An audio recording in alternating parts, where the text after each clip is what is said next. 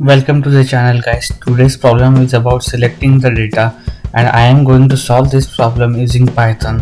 Here we need to write a solution to select the name and the age of student with student ID 101, and the approach will be to return the filter out data based on student ID 101 which is given in the problem, and we will pass the name of the columns that we want to display.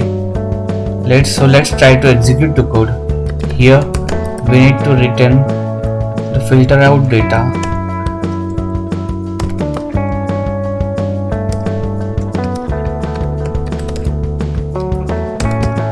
based on student ID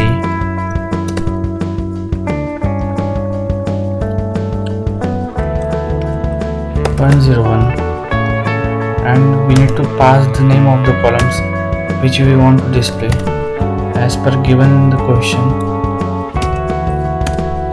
So let's try to run the code.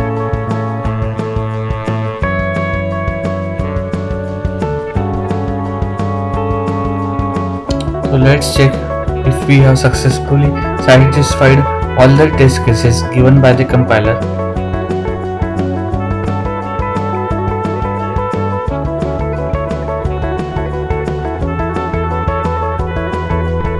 So here we have successfully submitted our code.